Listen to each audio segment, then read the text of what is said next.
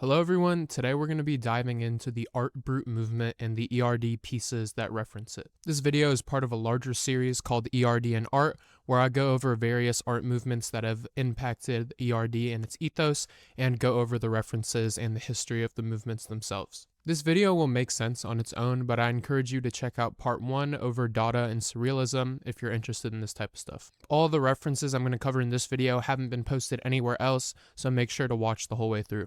Anyways, without further ado, let's get into what Art Brut even is. The term Art Brut was coined by French artist Jean Dubuffet, and when translated to English means raw art.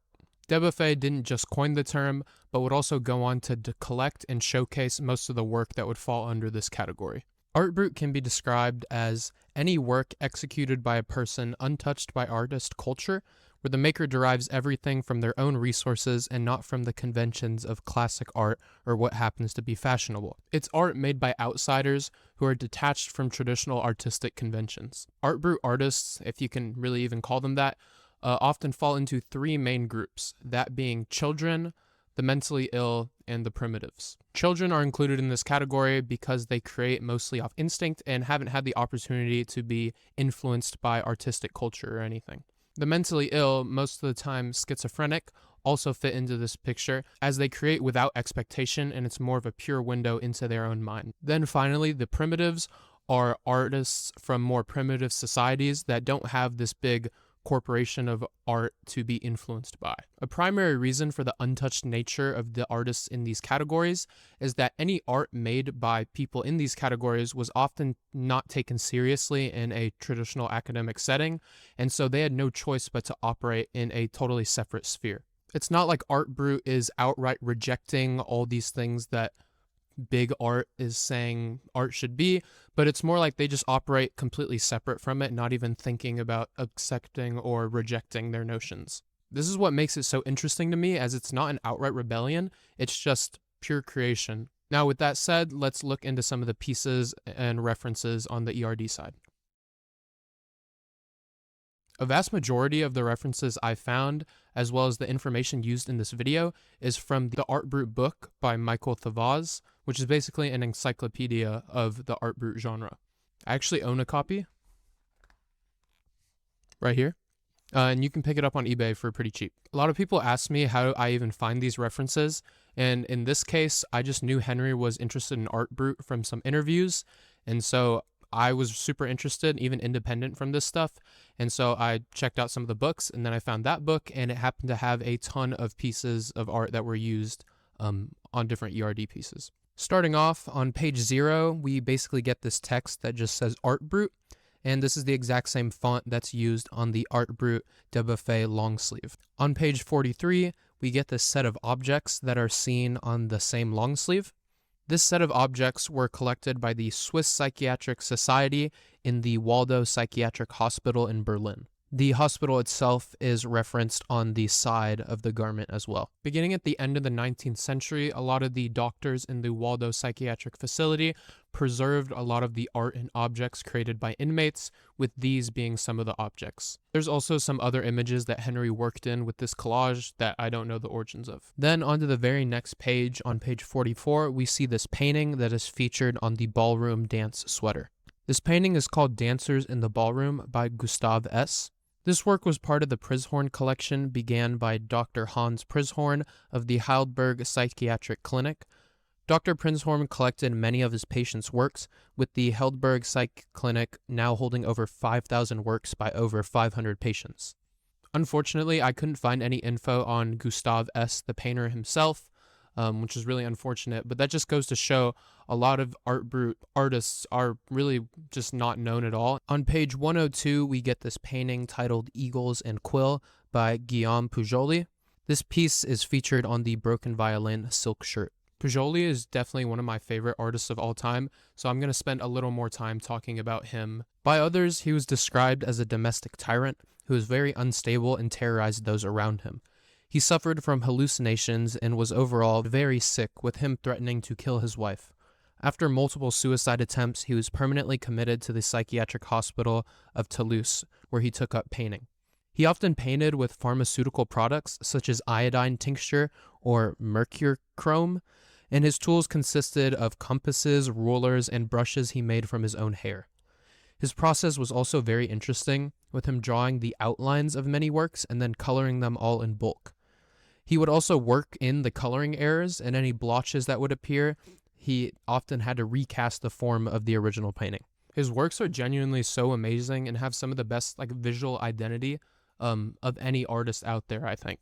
The colors shine through amazingly, and all the techniques he used, the very unconventional techniques, really shine through and show some uniqueness in his creations. Seriously, check out some of his work. It's crazy how unknown and underrated he is. Oh, and also the name for the piece itself, Broken Violin, just comes from another one of his paintings on the next page. On to page 130, we get 2 pages from Constance Schwarlin's notebook. These are featured on this ribbed long sleeve. I don't know the name of the piece. I'll flash it on screen if I get it later. Schwarlin was a patient of Waldo Asylum in Bern, where she devoted herself to her work, which consisted of 24 diaries and a notebook of recipes. She kept these books updated regularly for around 15 years, and she was extremely obsessed, with her medical record even noting that she had periods of voracious writing fever and wrote a great deal of nonsense in ancient hieroglyphic script.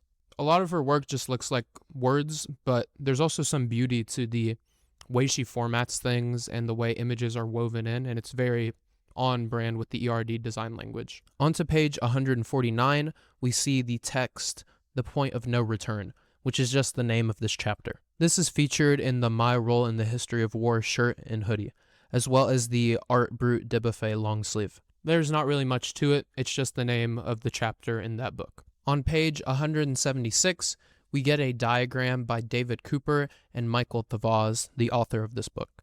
This is featured in the Art Brut long sleeve and the black one as well. The book describes what the diagram means, but I'm not going to lie, it's pretty hard for me to understand. They go into a really in-depth psychiatric thing that I don't really understand. So if you want to get a better understanding, just check out the page itself. I'll have it linked in the description. From what I can gather, it's just a diagram of a spectrum of normality to madness and what kind of causes these things, and then Art Brut is woven into it somehow. And then the text of Dubuffet in these 2 pieces are obviously just referencing to Jean Dubuffet, the starter of this movement.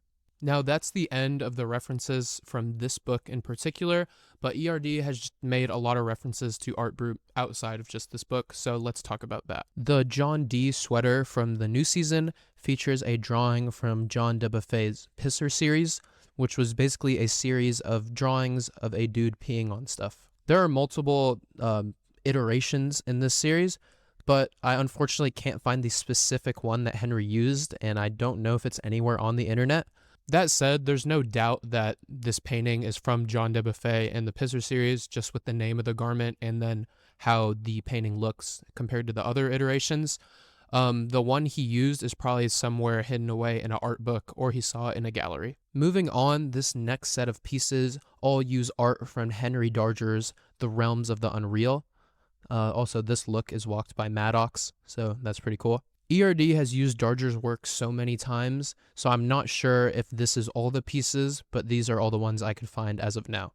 Henry Darger spent most of his life working as a janitor in Chicago and lived almost entirely in isolation. That said, inside of his tiny apartment, he created one of the most interesting bodies of work in art history. While this art was never published, upon his death, his landlords found an illustrated novel containing over 15,000 pages, accompanied by hundreds of watercolor paintings and collages. The story, titled In the Realms of the Unreal, follows the Vivian girls, who are child warriors who lead a rebellion against an evil army that enslaves and murders children. The work is both fantastical and deeply unsettling, with the childlike innocence juxtaposed with extreme violence. This kind of reflected Darger's own fragile mental state. Darger himself suffered from severe mental illness. Most sources suggest he had schizophrenia or a form of OCD, along with the social isolation and trauma from his childhood. The story itself is so long that it's never been fully reproduced in the exact order that he had intended, and part of that is we don't really know the order either, but there are some attempts that you can buy online. The content itself is also pretty slow, with him sometimes dedicating entire pages or multiple pages just to describing the weather, really showing the OCD aspect. That said, the art is still extremely cool and definitely check out his stuff. Moving on, let's take a look at Heinrich Anton Müller, whose story is mentioned in the My Role of the History War pieces. If you actually read the text on the piece, it talks about a guy who invented a device for trimming vines, and upon his invention being stolen, he went insane. This happens to be the story of artist Heinrich Anton Müller. He invented an in-house device for trimming vines, which was stolen and exploited by others. This mishap triggered a mental disorder, which led to his confinement in the psychiatric hospital in Muesgen in the canton of Bern. While there, he created many machines that were actually very technical, and he often lubed those parts with his own bodily fluids. Around 1917, Müller took up painting and became one of the most well-known outsider artists. Now moving on to our last piece and probably the most well-known outsider artist, Adolf Wölfli, whose art is featured on the Music Brut tee. Wölfli was born in Bern, Switzerland, and endured an extremely rough upbringing. His mom was a prostitute, and his dad was a drunkard, who both died in his youth, leaving him to live in a farmhouse. Things didn't get much better there, though, with him working under horrible conditions. Around this time, he was involved in petty crimes such as theft, but as time went on, he would be arrested for assaulting young girls. After some time in prison, he was then admitted to the Waldo Psychiatric Clinic in Bern. While there, he proved to be one of the most hostile inmates, often being subject to solitary confinement for extended times, with one nurse even saying he stayed alone in his cell for up to 20 years. In this confinement, he picked up painting and music, which he would compose and perform on wind instruments of his own making. He also wrote poems and autobiographies, which are insanely cool, and at this point, he's probably the most well-known Art Brut artist. So that's it for this video. Hopefully y'all enjoyed. Leave a like if you liked it, subscribe, comment for the algorithm, all that. I have even more references to show y'all. I'm sitting on so much stuff that hasn't been posted, but I'm just waiting for the right time to work it into a video. Here are my socials, my Instagram particularly. I basically condensed my archive page, which was Cool Blue Archive, and my personal just into this one page. So just follow this one page. It'll have everything now. I'm trying to be more consistent with the uploads. Everything should be going good. More bangers on the way, you know. Yeah, that's it. Goodbye.